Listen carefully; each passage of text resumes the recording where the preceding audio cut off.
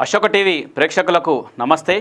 లోక్సభ ఎన్నికలు దేశవ్యాప్తంగా కొనసాగుతున్న 543 లోక్సభ స్థానాలకు ఒకప్పుడు రాజస్థాన్ రాని ఎవరంటే జనరల్గా మనం రాజస్థాన్ రాని ఎవరు బీజేపీలో తిరుగులేని నాయకురాలుగా ఉన్నట్టుగా వసుంధర రాజేని ఆ పార్టీ పట్టించుకున్నట్టుగా పరిస్థితి ఉందనేది ఇక్కడ ఉన్నట్టుగా ప్రధానట్టుగా అంశం. ఇందులో ఏంటంటే వసుంధర రాజేని పట్టించుకోవట్లేరట. విషయం ఏంటంటే రాజస్థాన్కు 2 సార్లు ముఖ్యమంత్రిగా పనిచేసినట్టుగా తిరుగులేని నాయకురాలుగా ఉన్నటువంటి వసుంధర రాజేను ఓ వెలిగిన వసుంధర రాజే ఊసే లేకుండా ఎన్నికలు కనిపించడం లేదు. ఆమె భాజపాలో పూర్తిగా పట్టించుకోవడం మానేసింది. దీంతో ఆమె కుమారుడు దుష్యంత్ సింగ్, ఎవరామె కుమారుడు అంటే దుష్యంత్ సింగ్ పోటీ చేస్తున్న జిలావర్ ఏదా నియోజకవర్గం అంటే జులావర్ నియోజకవర్గం. ఒకసారి చూద్దాం. ఇది జూలవాడు నియోజకవర్గం లోక్సభ నియోజకవర్గాన్ని నుంచి 5 సార్లు ఎంపీగా గెలిచింది ఆమె. ఎవరు? వసుంధర రాజే 5 సార్లు జులావాడు లోక్సభ నియోజకవర్గం నుంచి 5 సార్లు గెలిచిన వసుంధర రాజే ఇప్పటికే 4 సార్లు ఎంపీ గెలిచిన ఆమె కుమారుడు 5వ సారి గెలిచి ఆమె రికార్డును అంటే ఈమె రికార్డుని బద్దలు కొట్టాలని చూస్తున్నట్టు ఆయన. తల్లి రికార్డును తనయుడు తిరగరాసే విధంగా వెళ్తున్నారని చెప్పుకోవచ్చు. రాష్ట్ర రాజకీయాల్లోకి రాకముందే కేంద్ర మంత్రిగా పనిచేసిన వసుంధర రాజే 24 నియోజకవర్గాలకు ప్రచారానికి వెళ్ళడం లేదు.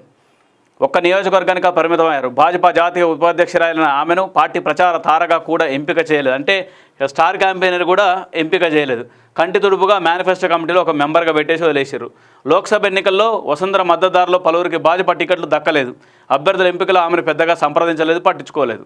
అయితే ఆమె కొడుకు దుష్యంత్ సింగ్ 4వసారి గెలిచాక కేంద్ర మంత్రి పదవి మన 2019లో జరిగినట్టు ఎన్నికల్లో 4 సార్లు గెలిచిన మావోడు దుష్యంత్ సింగ్ ఆయనకు మంత్రి పదవి ఇవ్వండి అంటూ అమిత్ షాను కావచ్చు, దాంతోపాటు ప్రధానమంత్రి నరేంద్ర మోడీని కావచ్చు ఎన్నిసార్లు వేడుకున్నా కానీ వాళ్ళు పెద్దగా పట్టించుకోలేదు. ఈ విషయంలో మోడీ అమిత్ షాలు ఆమెకు ఎప్పుడు ఆమెను పట్టించుకోలేదు.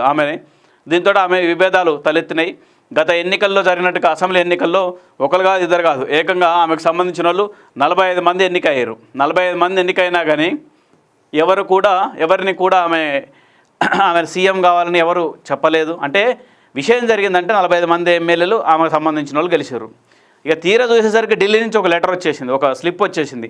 ఆ స్లిప్ ఆమెకి ఇచ్చేసి రాజ్నాథ్ సింగ్ చదవమ్మ, ముఖ్యమంత్రి అభ్యర్థిని చదవమ్మ అనేసరికి ఆమె తీరా చూసేసరికి నా పేరే ఉంటుంది అనుకుందాం. తీరా చూసేసరికి భజన్లాల్ శర్మ వచ్చిండు. ఈ భజన్లాల్ శర్మ ఏకంగా రాజస్థాన్కి ముఖ్యమంత్రి అయ్యిండు. ఆయన తొలిసారి ఎమ్మెల్యేగా గెలిచినట్టుగా భజన్లాల్ శర్మ ఏకంగా రాజస్థాన్కు ముఖ్యమంత్రి అయిపోయాడు. మొన్న జరిగినట్టుగా ఎన్నికల్లో 5 రాష్ట్రాలకు జరిగినాయి. ఇక మనకు ఎన్నికలు అదే ఎన్నికల్లో ఆయన భజన్లాల్ శర్మ రాజస్థాన్కి ముఖ్యమంత్రి అయిపోయాడు. ముఖ్యమంత్రి ఎంపిక చేసేందుకు కేంద్ర మంత్రి రాజ్నాథ్ సింగ్ జైపూర్కి వచ్చినప్పుడు వసుంధర రాజేకు అవమానం ఎదురైంది. అట్లా ఇది పరిస్థితి అని చెప్పుకోవచ్చు. ఒకప్పుడు వెలిగినటువంటి ఈమె కావచ్చు, వసుంధర రాజే కావచ్చు, ఉమాభారతి కావచ్చు, వీళ్ళు ఒక వెలిగిరు అప్పట్లో. ఏది వాజ్పేయి కాలంలో కావచ్చు, ఆ తర్వాత అద్వానీ, ఆ విధంగా.